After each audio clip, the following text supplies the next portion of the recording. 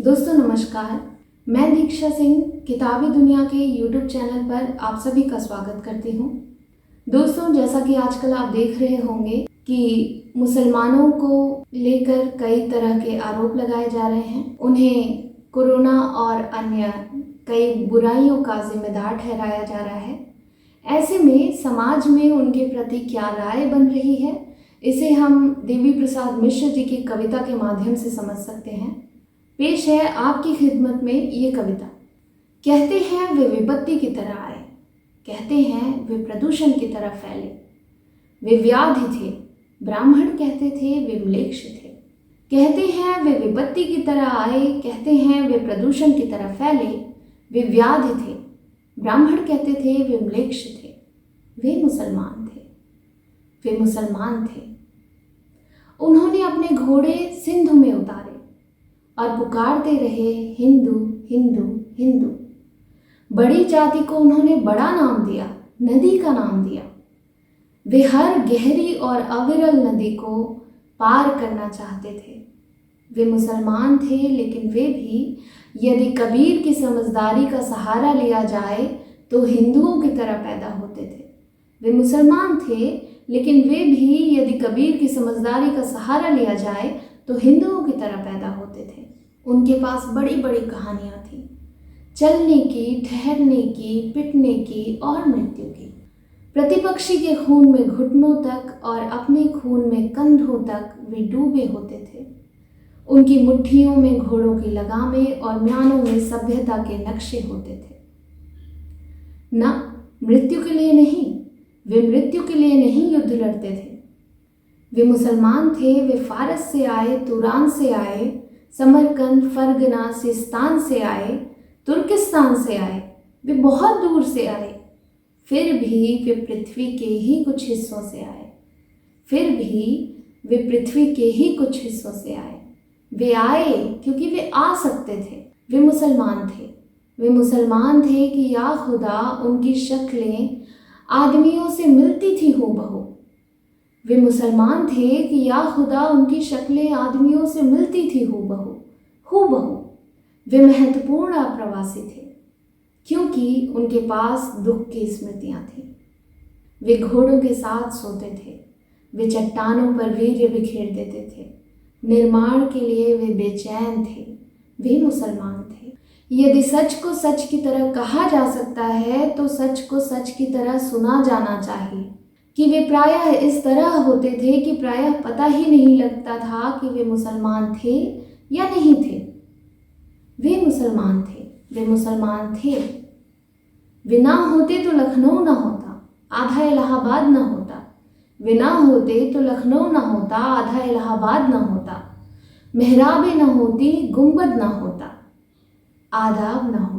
मीर मखदूम मोमिन ना होते, शबाना ना होती। वे ना होते तो उपमहाद्वीप के संगीत को सुनने वाला खुसरो ना होता। वे ना होते तो पूरे देश के गुस्से से बेचैन होने वाला कबीर ना होता। वे ना होते तो भारतीय उपमहाद्वीप के दुख को कहने वाला गालिब ना होता। मुसलमान ना होते तो 1857 ना होता। वे थे तो चचा हसन थे। वे थे तो पतंगों से रंगीन होते आसमान थे। वे मुसलमान थे। वे मुसलमान थे और हिंदुस्तान में थे और उनके रिश्तेदार पाकिस्तान में थे। वे सोचते थे कि काश वे एक बार पाकिस्तान जा सकते। वे सोचते थे और सोचकर डरते थे। वे सोचते थे और सोचकर डरते थे। इमरान खान को देखकर वे खुश होते थे। वे खुश होते थे और खुश होकर डरते थे। वे जितना पीएसी के सिपाही से डरते थे उतना ही राम से। वे मुरादाबाद से डरते थे, वे मेरठ से डरते थे, वे भागलपुर से डरते थे। वे अकड़ते थे लेकिन डरते थे। वे पवित्र रंगों से डरते थे, वे अपने मुसलमान होने से डरते थे। वे अकड़ते थे लेकिन डरते थे। वे पवित्र रंगों से डरते थे, अपने मुसलमान होने से डरते थे। वे फिलिस्तीनी नहीं थे, लेकिन अपने घर को लेकर घर में, देश को लेकर देश में, खुद को लेकर आश्वस्त नहीं थे। वे फिलिस्तीनी नहीं थे, लेकिन अपने घर को लेकर घर में, देश को लेकर देश में, खुद को लेकर आश्वस्त नहीं थे। वे उखड़ा उखड़ा राग द्वेष थे। वे मुसलमान थे। वे कपड़े बुनते थे, वे कपड़े सिलते थे, वे ताले बनाते थे, वे बक्से बनाते थे। उनके श्रम की आवाज़ें पूरे शहर में गूंजती थीं। वे शहर के बाहर रहते थे। वे मुसलमान थे लेकिन दमिश्क उनका शहर नहीं था। वे मुसलमान थे लेकिन अरब का पेट्रोल उनका नहीं था। वे दजला का नहीं यमुना का पानी पीते थे। वे मुसलमान थे। वे मुसलमान थे इसलिए बच के निकलते थे। वे मुसलमान थे इसलिए कुछ कहते थे तो हिचकते थे। देश के ज़्यादातर अखबार यह कहते थे कि मुसलमान के कारण ही कर्फ्यू लगते हैं। कर्फ्यू लगते थे और एक के बाद एक दूसरे हादसे की खबरें आती थी। उनकी औरतें बिना दहाड़ मारे पछाड़ खाती थीं। बच्चे दीवारों से चिपके रहते थे। वे मुसलमान थे। वे मुसलमान थे इसलिए जंग लगे तालों की तरह वे खुलते नहीं थे। वे अगर 5 बार नमाज पढ़ते थे तो उससे कई गुना ज़्यादा बार सिर पटकते थे। वे अगर 5 बार नमाज पढ़ते थे तो उससे कई गुना ज़्यादा बार सिर पटकते थे। वे मुसलमान थे। वे पूछना चाहते थे कि इस लाल किले का हम क्या करें। वे पूछना चाहते थे कि इस हुमायूं के मकबरे का हम क्या करें।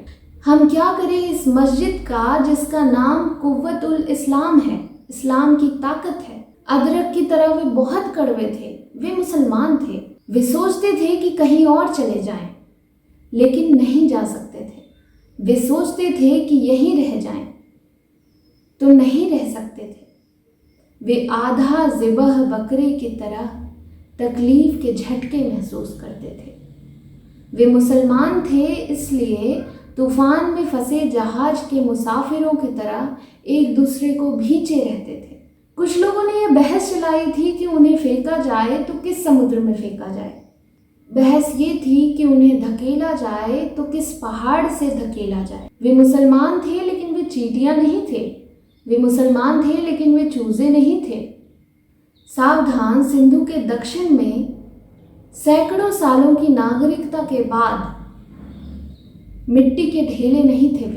वे चट्टान और ऊन की तरह सच थे। वे सिंधु और हिंदुकुश की तरह सच थे। सच को जिस तरह भी समझा जा सकता हो उस तरह वे सच थे। वे सभ्यता का अनिवार्य नियम थे। वे मुसलमान थे, अफवाह नहीं थे। वे मुसलमान थे, वे मुसलमान थे, वे मुसलमान थे। धन्यवाद। अगर आपको ये वीडियो अच्छा लगा है तो वीडियो को लाइक करें, शेयर करें और कमेंट बॉक्स में अपनी राय मुझे बताएं। आप अगर मुझसे जुड़ना चाहते हैं तो इस चैनल को सब्सक्राइब कीजिए। सब्सक्राइब करने के बाद आप बेल आइकन को दबाना ना भूलें, जिससे कि आगे की नोटिफिकेशन आपको मिलती रहे। धन्यवाद।